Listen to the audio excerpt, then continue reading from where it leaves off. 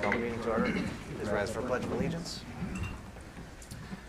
Pledge allegiance to the flag of the United States of America and to the republic for which it stands, one nation, under God, indivisible, with liberty and justice for all.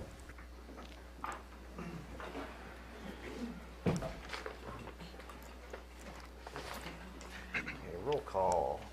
The record reflect that Director Andrews is the only one present, or absent? Yeah. Whatever. 4.0 student rep information. I don't see any student reps. Let's move on. 5.0 agenda additions and deletions. I have no, Ms. Carey. I don't have any at this time. I have two items concerning the Treasury, and one is the statement, and the second one is a school board motion. If you want me to bring it up under What was the second one? a motion, Oh, is what you handed out? Okay. if you want me to bring that up, Mr. Chairman, under the Treasurer's report, I can do it at that time. That would probably be the Okay. good time for it. That's all then. 6.0 visitor input. Deanna Kersey, you can state your name for the camera.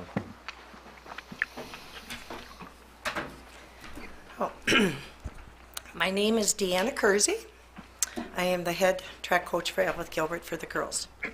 I'm here again to address the sod that was placed on the track. I'm asking for communication with the school, whomever it may be, to address this before the winter season starts. I'm only talking for the girls' track program, which is a very successful sport for Evelyn Gilbert for many years. I felt that this decision of sodding the track was made by all men and behind closed doors. In the past, improvements that were to be done up at the sports facility were made by all coaches involved, which are track, baseball, and football. I'm so angry and more frustrated with the process of how the track had sod put on it. So many secrets, lies, and excuses. Have any of you been to a track meet or even a track practice? I brought this picture because I have this at home. I look at all the time. And last year we had 70, so you can see the input of how many athletes you might affect. Last year we had 75 athletes out for track.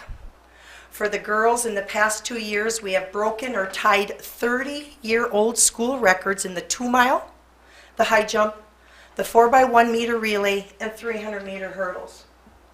Last year, also boys and girls track teams took second as a team at subsections and sections before state. We have had athletes on the podium at the state meet.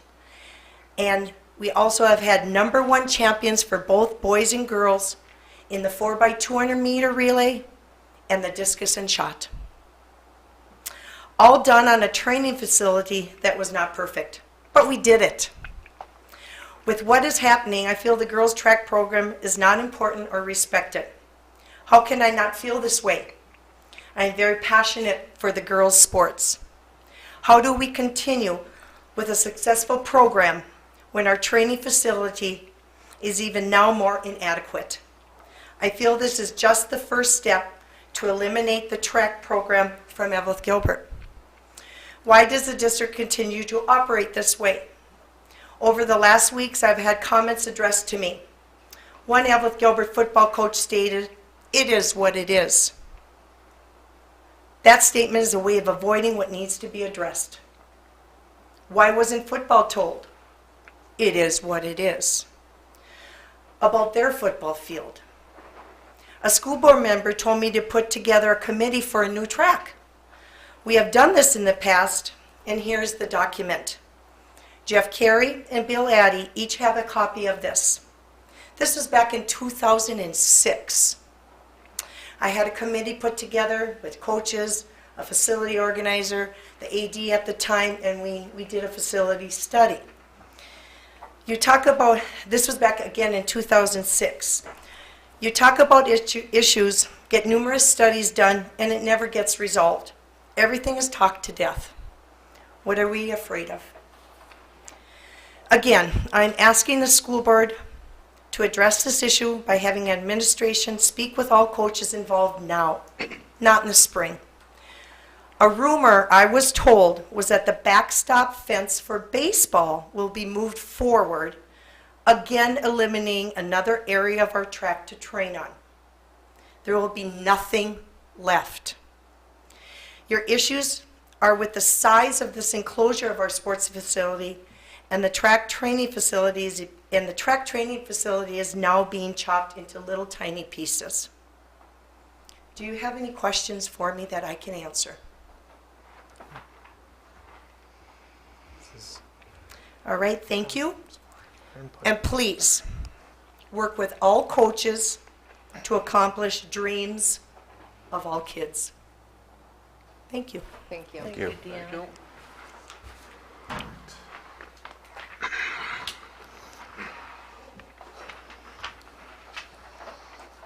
My name is Tom Hofdahl, and Mr. Carey, I appreciate you didn't edit while I was talking.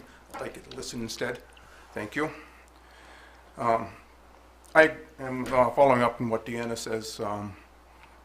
We need to have a discussion about the sodding of the track because, as I have mentioned before, and I think some of you are aware of, you've been deceived about its purpose. And because the discussion to this point has been deflected away from the issue in a clear attempt to prevent the board from taking action to remove the track, the sod from the track. In my discussions with most of the board members back in August, I called most of you, actually I called all of the board members that are here, and I heard two themes that, without any investigation, would seem pretty plausible.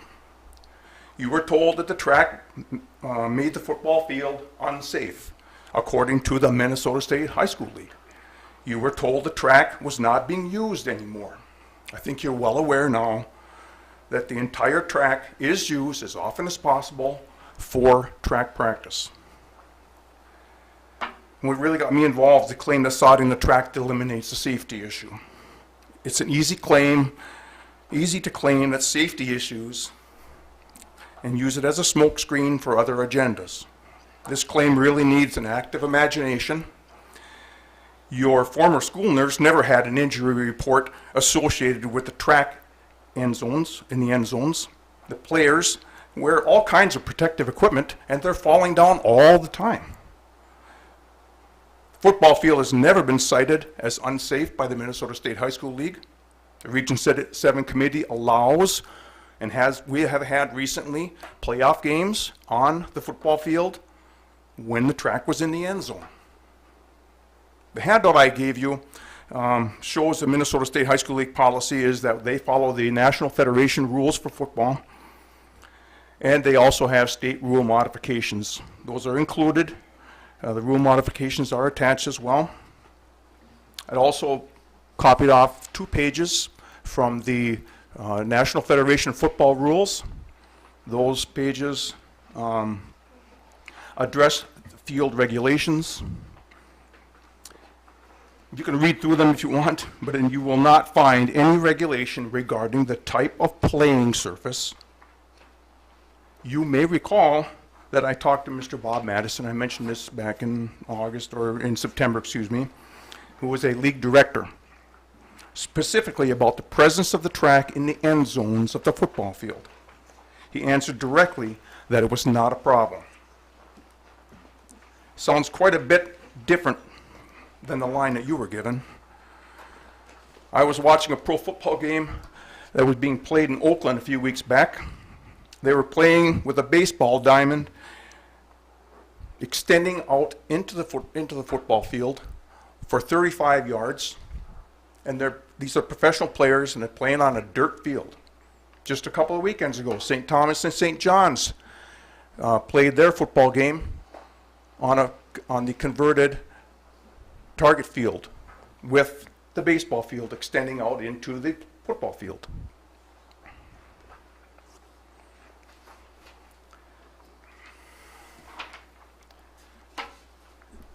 Sorry, Mr. Peterson, I thought I would be able to get your attention, but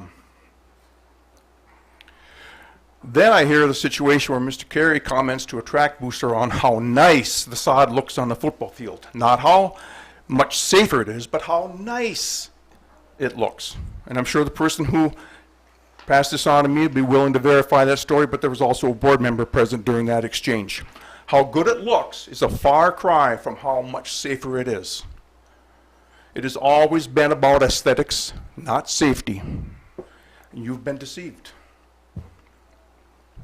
At your last regular meeting in August, an athletic committee meeting was set up for September 11th. Director Addy asked what the meeting was about. Mr. Carey responded that it was about Moore Stadium. Director Addy pressed for a more specific answer, to which Mr. Carey stated that it was about the sod on the track.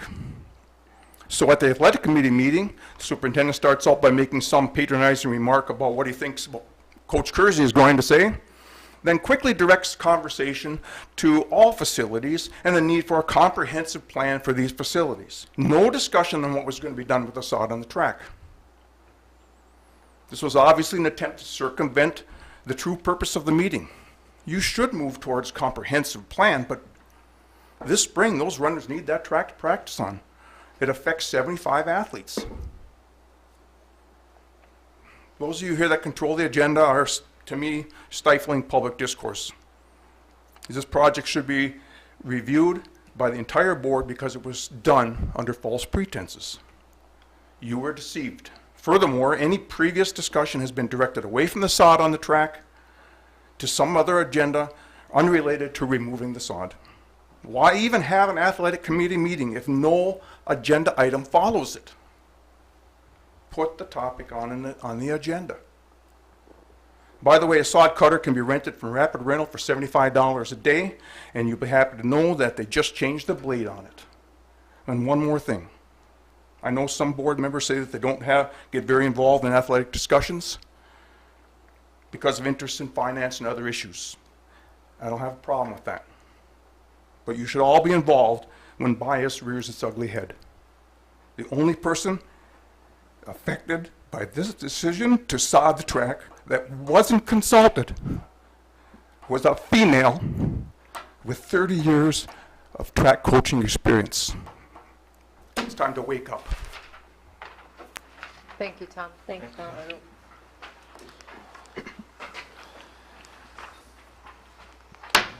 Item 7.0, approve the agenda. I'll move. Motion by Peterson. A second.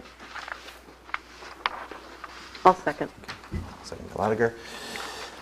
Any discussion? Hearing none. All in favor? Aye. Aye. Opposed? Motion carries. 8.0, approve the treasurer's report for the month of September and first check writing of October. General fund had the receipts of $1,296,000 and $346.49. Food service, $17,871.10. Community education, $41,762.92. Capital outlay, $1,577.66. Debt service, $7,241.88. Channel 12, $995. OPE bonds, $3,216.65. Disbursements of $542,543.35. Payroll of $529,054.45. Transportation, $36,169.27.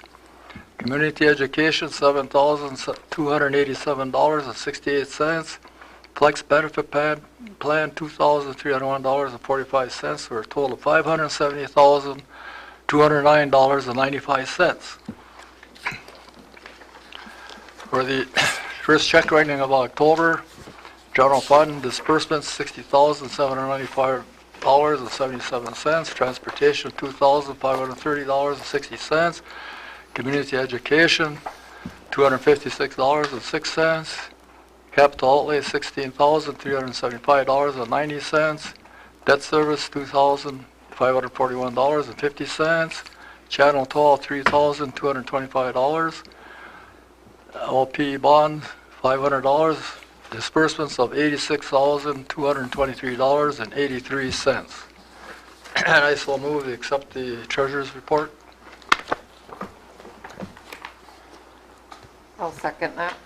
Okay, motion by Jenny, second by Sather. Any discussion? I know you're going to have a second motion that you want to make after the fact. I guess we'll be able to do that during this item, but we'll approve the treasurer's report first. Any discussion on the current one? Oh, okay. I have 2 items here. Oh, hold on, Tom. Just we'll approve the first report, then you can Oh, okay. do that after. All right. Any further discussion on the Well, I treasurer's thought report it as was presented? approved. Yeah. Sorry about that. No, no problem. Okay. Okay. No discussion. All in favor? Aye. Opposed? Motion carries. Now you may. Okay. Beginning January 1st through August 9th of 2017, the district has been billed $15,351.25 in legal services as far as I can determine.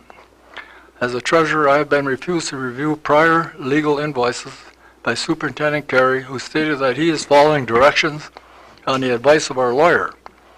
Records are not automatically attorney-client privileged according to case law.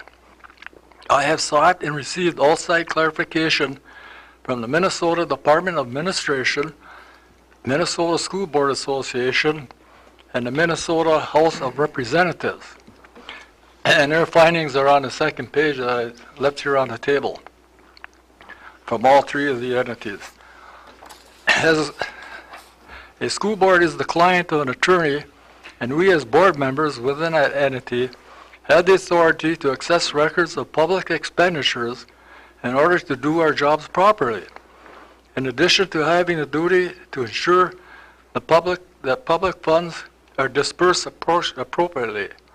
Therefore, I make the motion that this board direct Superintendent Carey to release to me as treasurer and any other board members who wish to review them sufficiently detailed legal or other invoices.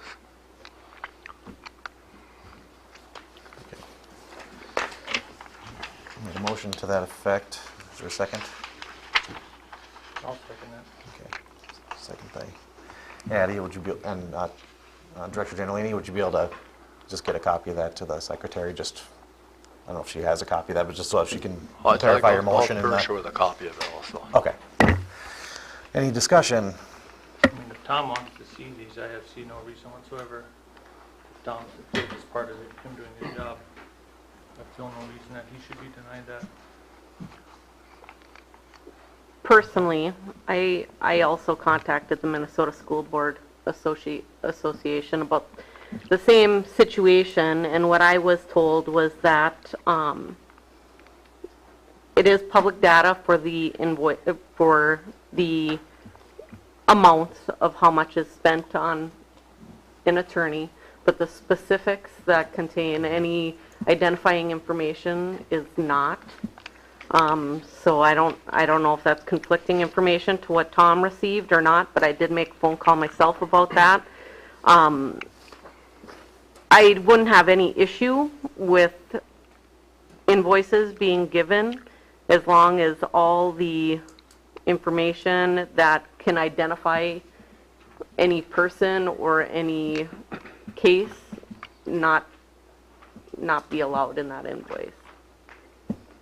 And I think that's how I read the quote of that, where if this was, it looks like it was responded by email that Kathy Miller had sent from the MSBA.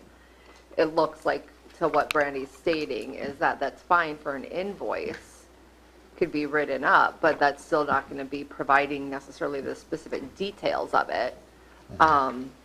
You know, and it still can't include the attorney-client privilege information. I mean, I'm fine with that part of it. I mean, you're just making sure that there's invoices attached to it and making sure that the invoices don't include any of that information or therefore redacted information. The other thing that pops out at me is, you know, the fact that it says from this information Tom handed out to the board members, It says that if he needs that information so he can complete his work assignment as the treasurer, that that information he can get without the specifics, but it specifically says to data that members of the public would not. So any information that he would receive regarding the financials on what we have as a school district paid to the attorneys, that is specifically his information or the board's information and is not outside public information, community member information.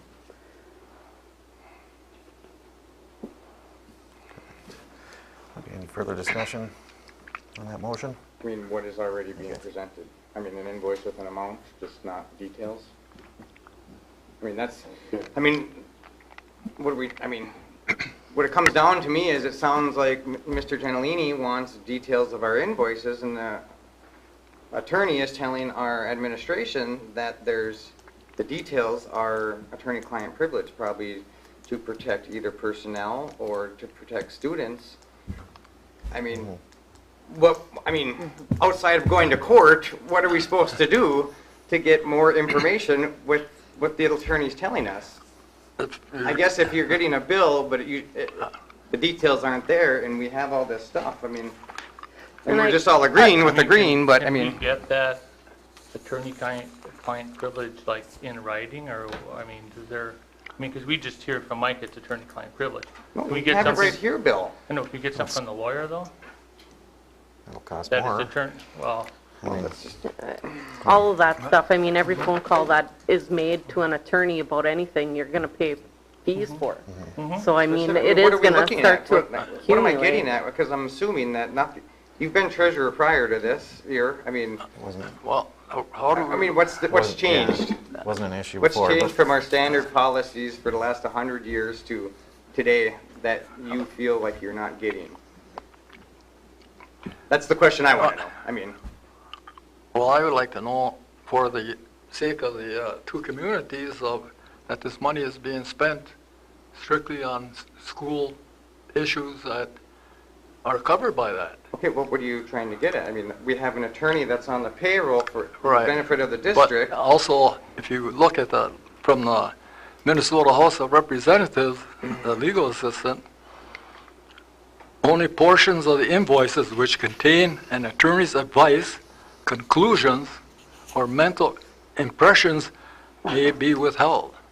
So you're saying is you would rather have attorney invoices with no information on them and just the bill? Where it went, where the money went. I mean, did it go to another school district? Did it go to an individual? Where did the money go? It's a public. So okay, so just to clarify, up to this point, has Tom seen the invoices from the attorney, that the attorney signs? Or is it just on there and then you're seeing the invoices and Tom's just seeing the Part of bill? the treasurer's report. He just sees the bill. Okay, so based on what the invoices show, seeing as long as there's, that all the information is, that no attorney-client privilege information is shared on that invoice, is if the invoice is safe enough, can Tom just see those invoices then without I have asked- Identifying. I have identifying? asked- The last bill that we got, I have asked our attorney to redact all information from. Okay, I'm just seeing an invoice. okay. Just seen an invoice with a dollar figure. So it's still not telling you that where the money is going. I mean, that's my point, is that, I mean, what services did we get for, what did we get? I mean, what did he redact all the data, personal data? I mean, what did he do, I guess? I mean, what did he do for the Well, money? and the other thing that I found out, sorry to interrupt. The other information that I received from the Minnesota School Board Association is that any attorney's fees that are accumulated because of someone acting on behalf of the school district, any of those fees are rightfully spent. what is that? Explain that. Well, from what it's sounding like Tom is looking at making sure that money is being spent appropriately for those attorney's fees. So what I'm saying is what I understood from the Minnesota School Board Association was any attorney's fees that are paid because of somebody acting on behalf of the school district and incurred attorney's fees, we should be paying those. Do you understand what I'm saying? I mean, who acting beyond?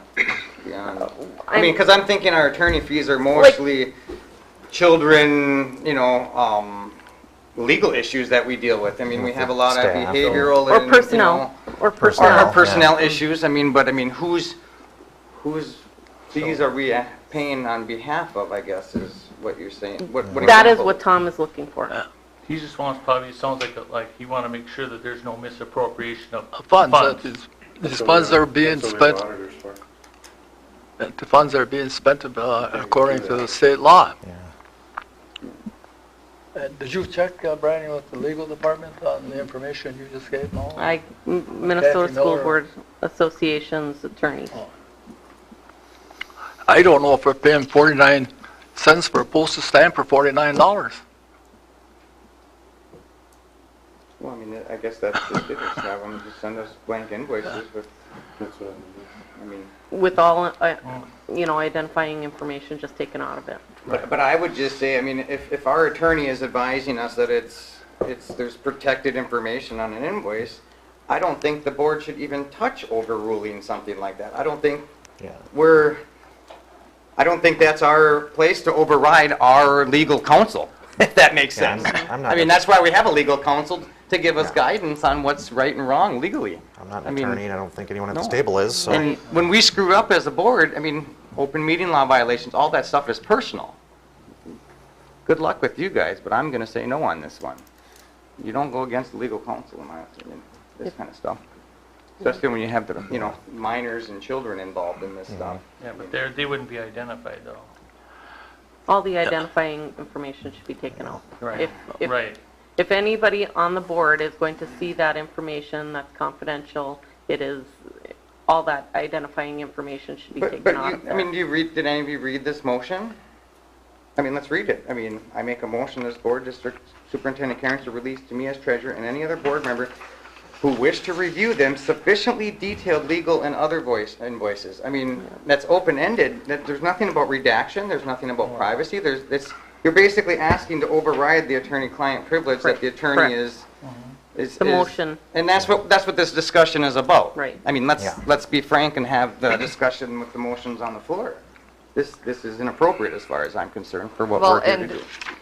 And it's going above, it's going above the role of the treasurer to review something, to review the checks and balances for the invoices and payments, on why the rest of the board members who wish to review them are needing additional information. I mean, This information is also available to anybody, any public taxpayer. the Okay. approval Request of the to money see the spent, invoices. of the money spent. Of the money spent? Yes, the Correct. money spent.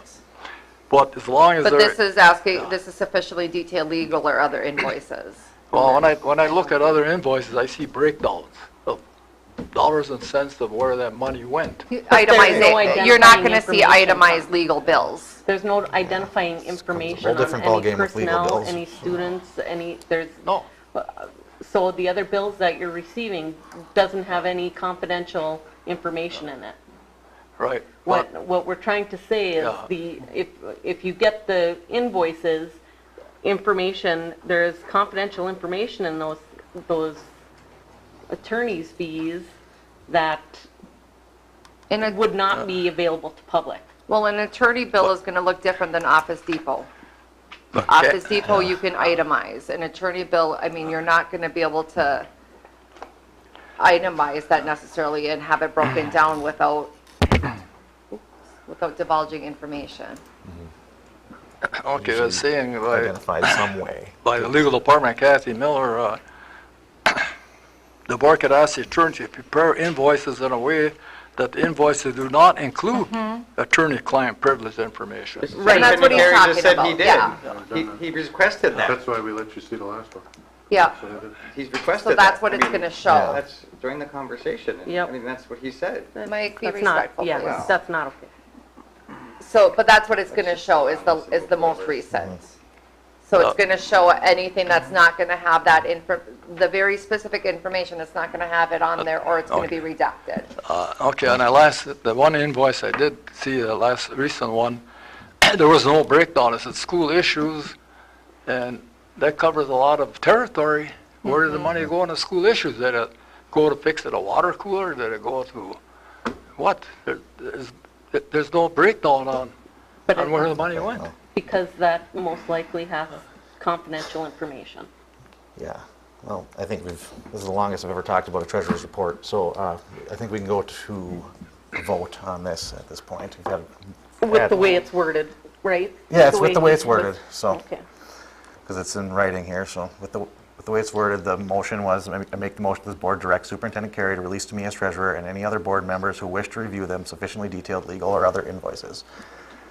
With that being the motion in mind, call to vote. All in favor? Aye. All opposed? No.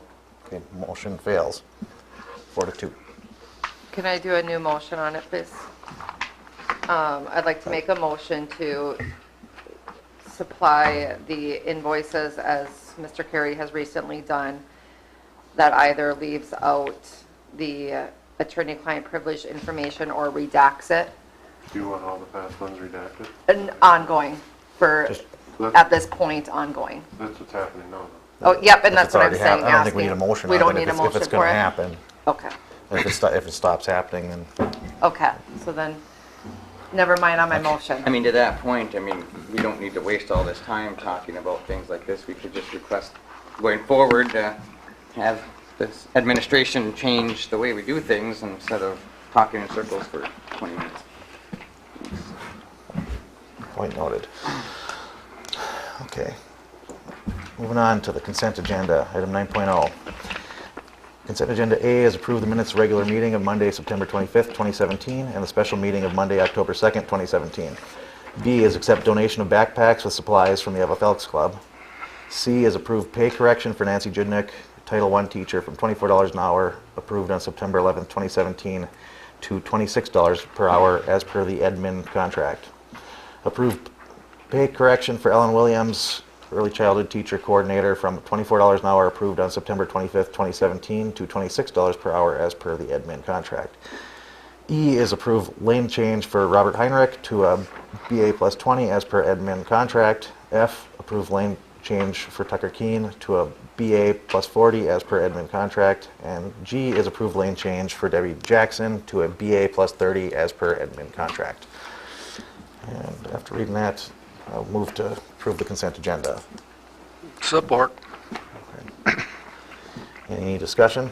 We add a thank you for the donation of backpacks. Yes. Any further discussion? Hearing none, all in favor? Aye. Opposed? Motion carries. 10.0 is items removed from consent agenda. We will skip that. 11.0 personnel. 11.1 approve the early childhood teaching assignment of Brad Matuzik. I'll move. I'll second. This is the new position that you guys approved 2 weeks ago. Any discussion? It's good that we have 3 sections. Yeah, very good. All right. Hearing no further discussion, all in favor? Aye. Opposed? Motion carries. 11.2 approve the Title I teaching assignment of LaDonna Muster.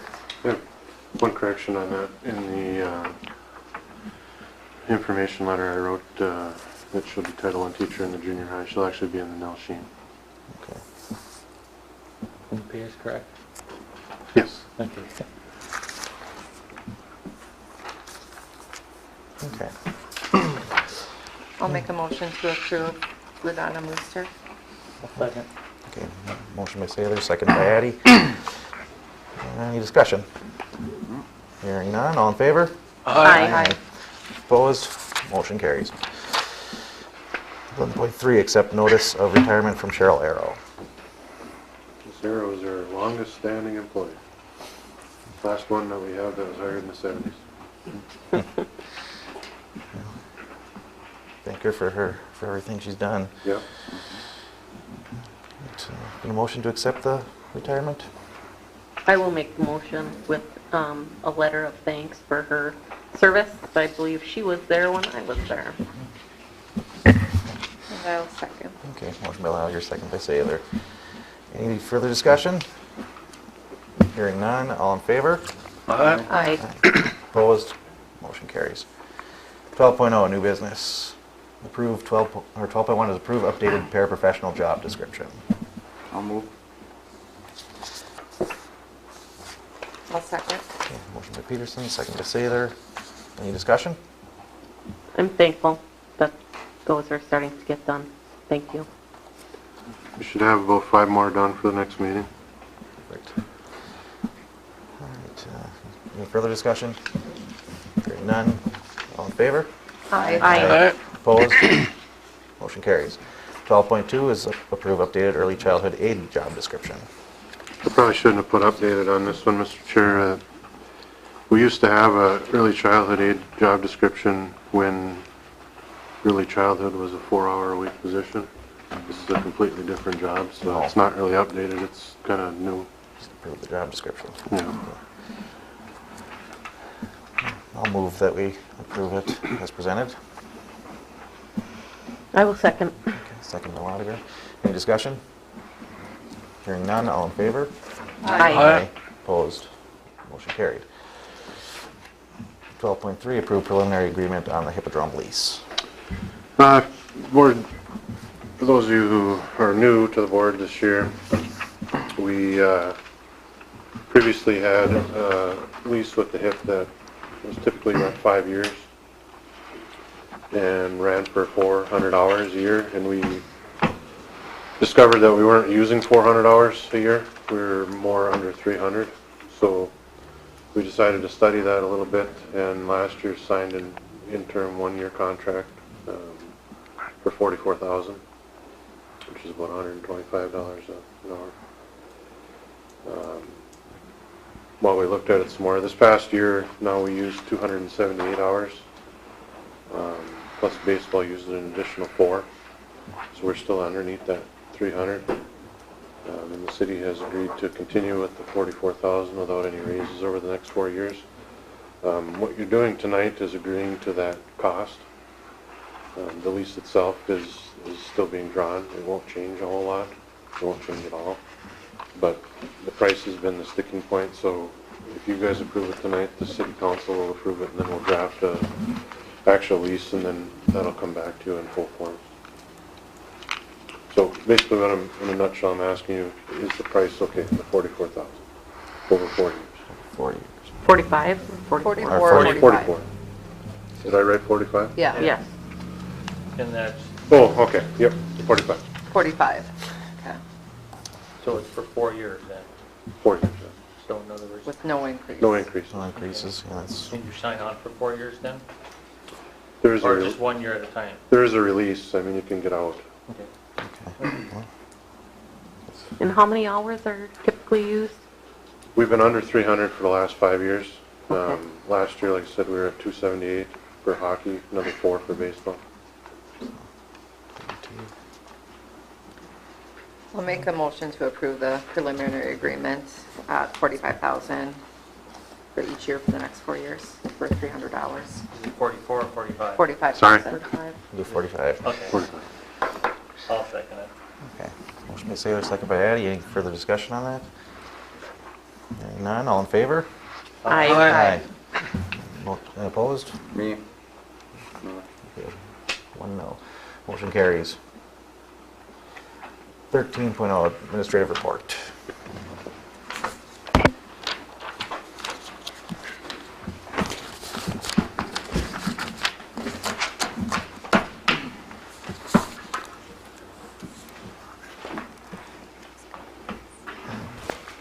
Yeah, we can. That's fine.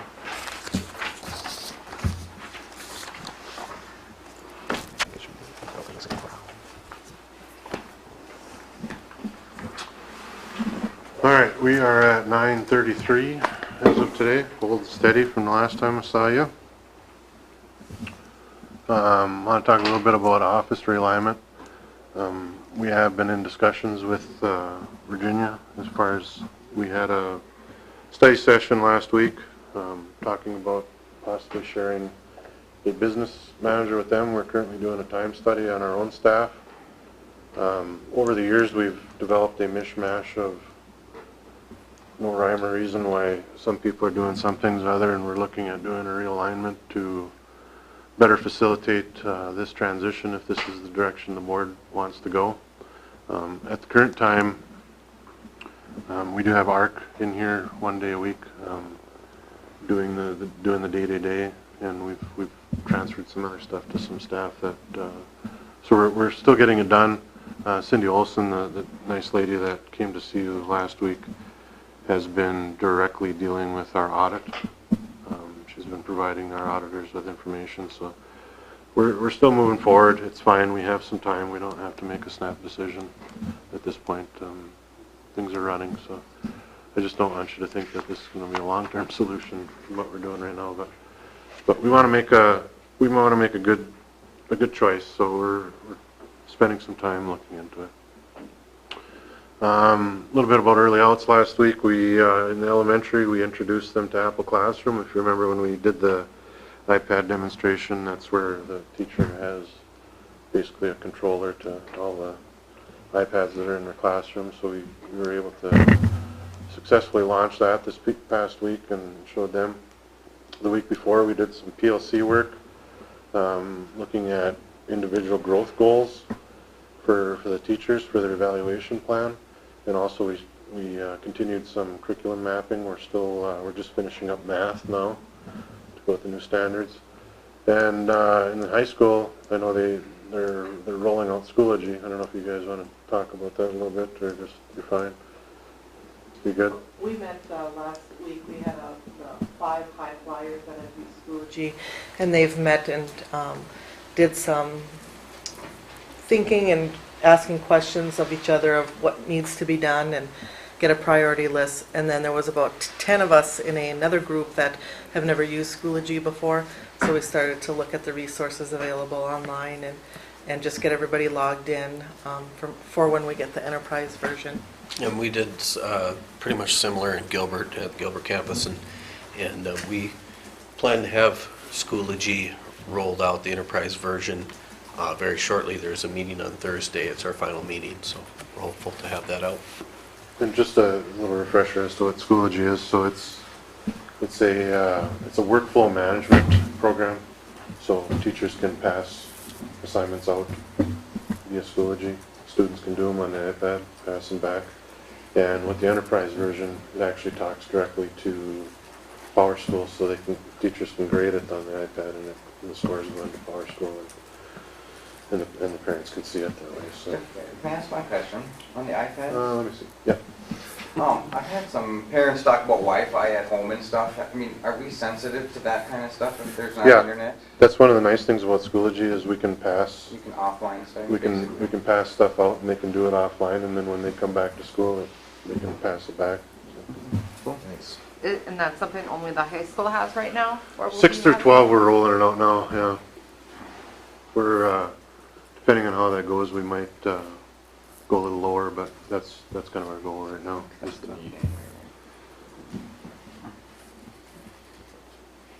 couple things going on here. Just wanted to mention our fire prevention. It's Fire Prevention Week. All of our kids are heading down to the fire department, and I'm more than appreciative of all the firefighters that have taken the time to show our kids around the fire department and fire safety. They had their little coloring contest this week, and just want to mention the kids that won that, and they'll be getting a ride to school on Thursday and Friday in a fire truck. Colton Bonicato, Gianna Stavanger, Jack Stolinsek in kindergarten, Summer Tome, Ava Ben, Gianna Sprague in first grade, Caitlin Pinder, Caitlin Gruce, and Kate Morley in second grade, Marley Kalin, Leonie Pickenen, and Kara Cheney in third grade, Rory Scuffy, Taylor Morley, and Ethan Bowe in fourth grade. So they'll watch on Facebook, they'll be coming to school in the fire truck this week, so that's pretty cool. We had bus safety week last week, just a little picture of the kids, thanks to all the parent volunteers that came in to help with that. Just wanted to show a few instances where iPads are starting to be implemented in the classroom. I know that you guys made a large commitment this summer, and I know us three want to make a commitment to make sure that you are aware of that they're being used and not just being shoved in the corner, but you can see lots of individual station work that's happening in the elementary right now. As you know, like in a math class where they break into groups. Lots of different programs that have really enhanced the educational experience there. Oops. Go ahead. Homecoming for the senior high was September 25th through the 29th. So there's a few pictures of the band playing at the Pep Fest on Friday the 29th. And we had some evening events along with all the athletic sporting events. We had a dodgeball tournament on Monday. Wednesday there was a co-ed volleyball game, and then we had the homecoming dance as well Friday after the home football game. And the next slide is of our senior homecoming royalty court. We have King Dylan Pionk and Queen Sydney Hogue.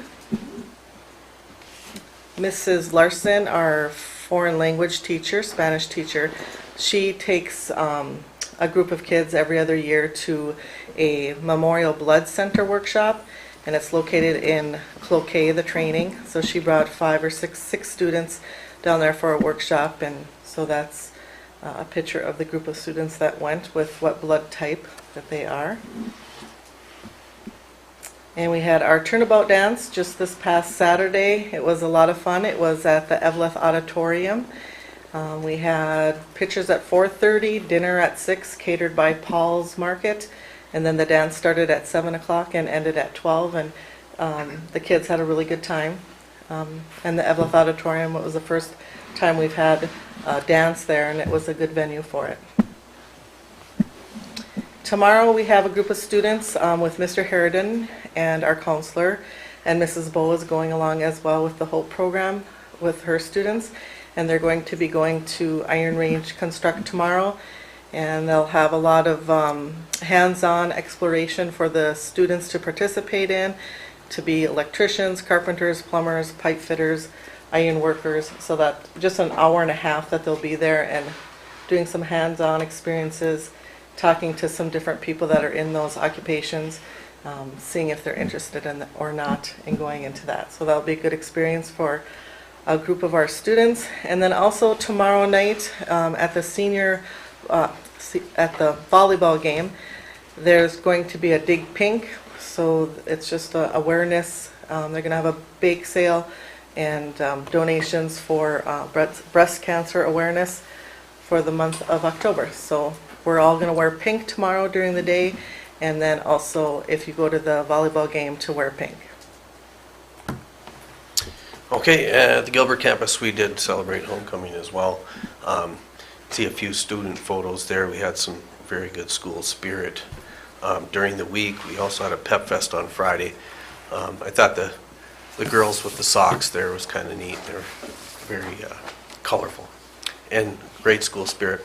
On the second slide here, we had some dress-up days throughout the week. We had Camo and Blaze Orange Day, and we also had your favorite sports team day. So some nice photos of the kids there that got involved.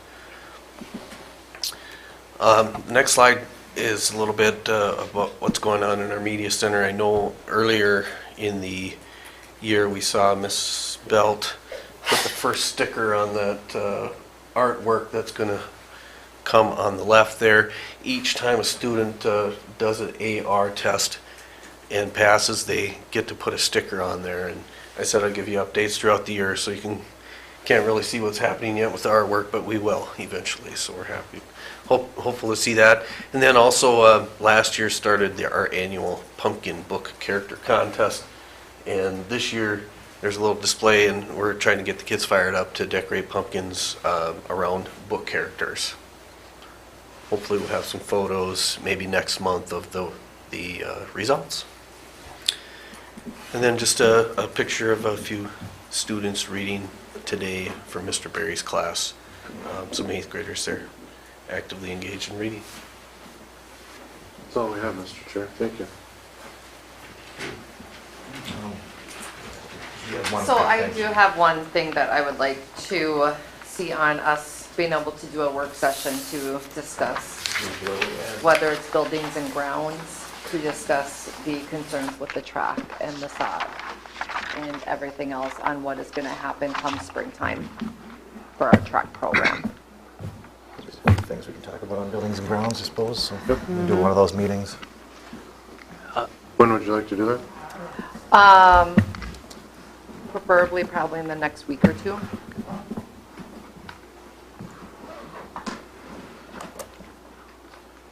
Okay. Next week is MEA. Yeah.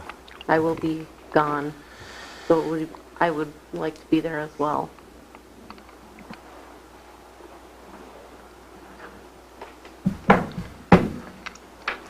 We do it the 23rd at 5 before our 6 23rd? o'clock meeting.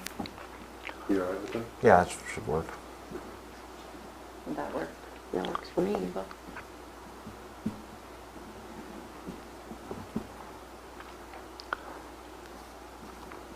Thank you. Okay, thanks.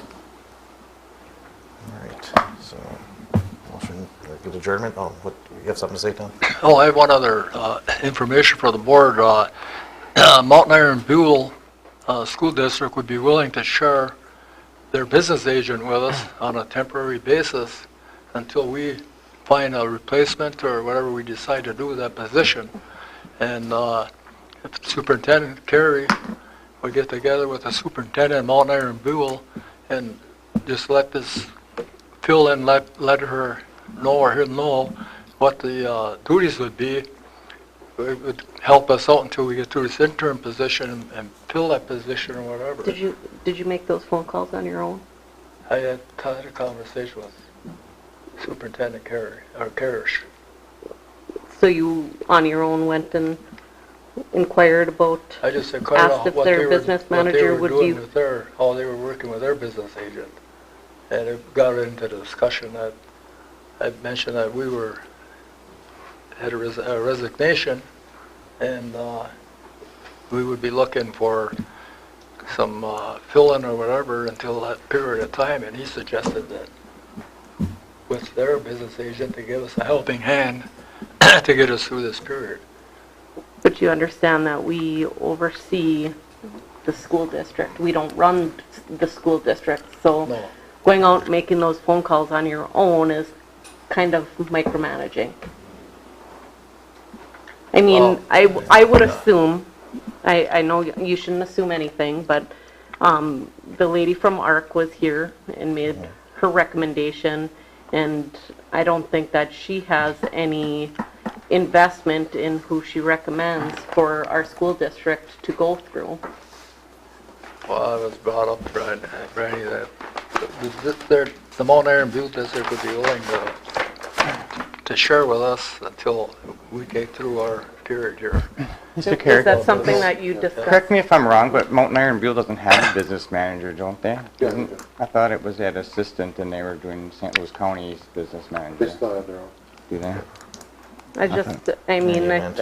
if that was something that you thought was a great idea and you wanted to suggest that, I just feel like, you know, discussing that with the superintendent and having him make those phone calls is more appropriate. Proper procedure.